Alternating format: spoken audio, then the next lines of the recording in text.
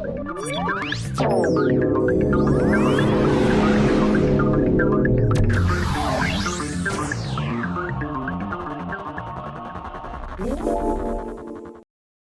warahmatullahi wabarakatuh. Perkenalkan, nama saya Raudila Ramadhani dengan NIM 210605502029 dari kelas A sebagai pemateri pertama. Akan memaparkan beberapa materi presentasi dari modul pertama Laras Ilmiah dan Ragam Bahasa. Baik, langsung saja saya akan melangkah pada poin yang pertama, yaitu pendahuluan. Pada saat digunakan sebagai alat komunikasi, bahasa masuk dalam berbagai laras sesuai dengan fungsi pemakaiannya. Jadi, laras bahasa adalah kesesuaian antara bahasa dan fungsi pemakaiannya. Laras memiliki format dan gaya tersendiri. Setiap laras dapat disampaikan secara lisan ataupun tertulis dan dalam bentuk formal, semi-formal, ataupun non-formal. Selanjutnya, poin yang kedua yaitu mengenai laras ilmiah. Laras ilmiah merupakan sebuah karya tulis ilmiah yang merupakan hasil rangkaian fakta yang berupa hasil pemikiran, gagasan, peristiwa, gejala, dan pendapat. Jadi, seorang penulis karya ilmiah menyusun kembali berbagai bahan informasi menjadi sebuah karangan yang utuh. Oleh sebab itu, penulis karya ilmiah tidak disebut pengarang, melainkan disebut penulis. Sedangkan hasil karyanya disebut karangan dan penciptanya disebut pengarang. Kemudian selanjutnya adalah poin ketiga, yaitu mengenai persyaratan karya tulis ilmiah. Adapun beberapa syaratnya. Yang pertama yaitu menyajikan fakta objektif secara sistematis atau menyajikan aplikasi hukum alam pada situasi spesifik. Yang kedua, ditulis secara cermat, tepat, benar, jujur, dan tidak bersifat terkaan. Yang ketiga, harus disusun secara sistematis. Yang keempat, menyajikan rangkaian sebab akibat yang mendorong pembaca untuk menarik kesimpulan. Yang kelima, mengandung pandangan yang disertai dukungan dan pembuktian berdasarkan suatu hipotesis. Yang keenam, ditulis secara tulus. Yang ketujuh, pada dasarnya bersifat ekspositoris. Perkenalkan, saya Ayu Nekawati Putri dengan NIM 2106552006. Di sini saya akan memberikan 3 ciri dari segi bahasa karya tulis ilmiah, yaitu yang pertama, harus tepat dan tunggal makna, tidak remang nalar atau mendua makna. Yang kedua, harus secara tepat mendefinisikan setiap istilah, sifat, dan pengertian yang digunakan agar tidak menimbulkan keracunan atau keraguan. Dan yang ketiga yaitu harus singkat, berlandaskan ekonomi dan bahasa. Perkenalkan, nama saya Nurul Indah Suari Natsir. NIM saya yaitu 210605502003. Di sini saya akan menyampaikan materi tentang ragam bahasa dalam laras ilmiah. Ragam bahasa adalah varian bahasa yang terjadi karena pemakaian bahasa. Ragam bahasa terjadi atas 2 kelompok, yaitu yang pertama yaitu ragam bahasa berdasarkan media pengantarannya. Penggunaan bahasa berdasarkan media pengantarannya atau foto sarananya terbagi atas ragam lisan dan ragam tulisan yang formal maupun non-formal. Ragam lisan adalah bahasa yang digunakan oleh pemakai bahasa, sedangkan ragam tulis adalah bahasa yang ditulis atau dicetak. Ragam tulisan pun dapat berupa ragam formal ataupun non-formal. Perkenalkan, nama saya Alicia Pradani Putri. Di sini saya akan membahas tentang ragam bahasa berdasarkan situasi pemakaiannya. Nah, sebelumnya teman-teman harus tahu bahwa ragam bahasa itu dikelompokkan menjadi 3. Yang pertama ragam formal, yang kedua ragam non-formal, dan yang ketiga semi-formal. Nah, pembedaan antara ragam formal, non-formal, dan juga semi-formal dilakukan hal berikut. Yang pertama, topik yang sedang dibahas. Yang kedua, hubungan antar pembicara. Yang ketiga, medium yang digunakan. Yang keempat, lingkungan. Dan yang kelima, situasi saat pembicaraan terjadi. Nah, di sini untuk memudahkan teman-teman dalam membedakan ragam formal, non-formal, dan juga semi-formal, saya akan memberitahukan ada 5 ciri-ciri. Yang pertama itu penggunaan kata sapaan ataupun kata ganti. Misalnya untuk menunjukkan diri sendiri, ketika kita menggunakan ragam formal, maka kita akan menyebut saya. Kemudian ketika kita akan menggunakan ragam non-formal, kita akan menyebut gue. Dan ketika kita menggunakan ragam semi-formal, kita akan menyebut aku. Nah, yang kedua itu ada penggunaan kata tertentu. Misalnya kata ayah, biasa anak zaman sekarang menyebut dengan kata bokap, nyokap, itu untuk orang tua perempuan.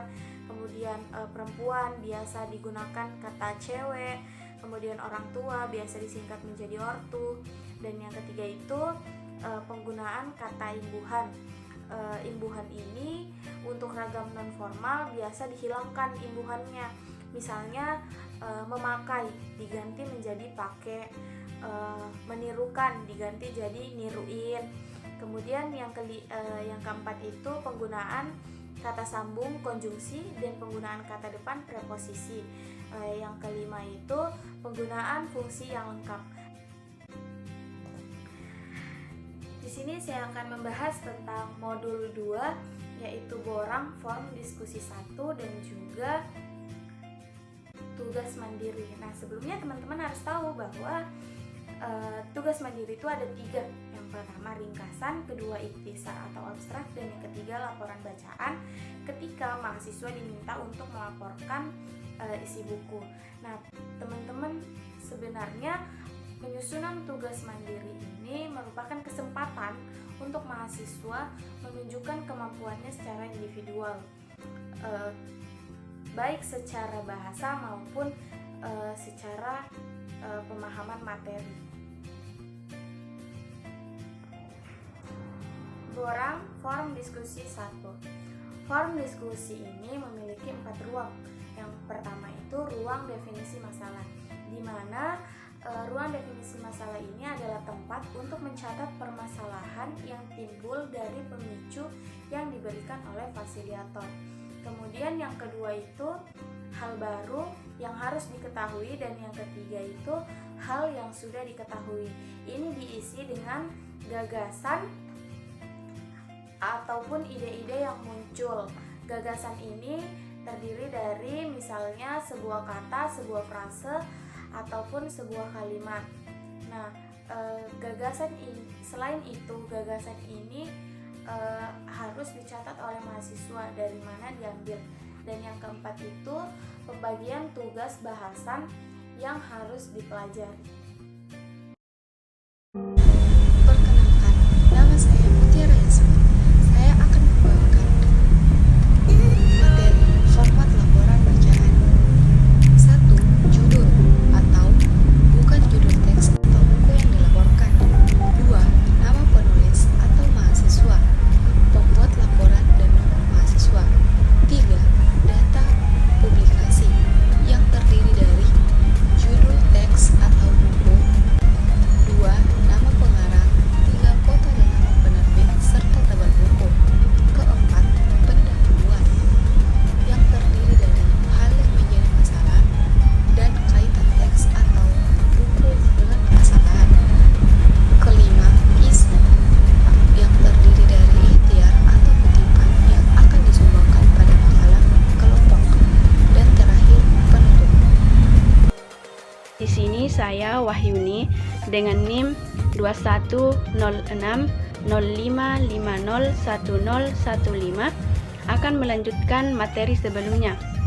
Di sini saya akan membawakan materi langkah-langkah pembuatan laporan bacaan. Nah, langkah-langkah pembuatan laporan bacaan ini sama dengan langkah-langkah pembuatan ringkasan dan ikhtisar, di mana langkah pertamanya yaitu membaca teks yang dibutuhkan. Nah, teks ini dapat kita ambil dari buku, artikel, maupun internet. Kemudian langkah kedua yakni menandai atau mencatat bagian-bagian penting yang kita anggap penting. Kemudian langkah yang ketiga menyusun laporan tugas mandiri. Nah, untuk laporan tugas mandiri ini usahakan menggunakan kata-kata sendiri, kemudian memberikan tekanan pada kepentingan kutipan atau ikhtisar itu dengan permasalahan yang dihadapi. Kemudian laporan tugas mandiri akan lebih lengkap jika tidak hanya merupakan kutipan atau ringkasan dari sebuah teks atau buku. Sebaiknya laporan itu merupakan sebuah sintesis dari beberapa teks atau buku yang telah dibaca. Kemudian pada laporan tugas mandiri seperti itu, ketentuan cara pengutipan berlaku pula. Nah, dapat kita lihat contoh dari laporan tugas mandiri di slide. Nah, di situ terdapat judul, kemudian nama mahasiswa, data publikasi, pendahuluan, isi, dan yang terakhir penutup. Mungkin itu saja dari saya. Sekian, terima kasih.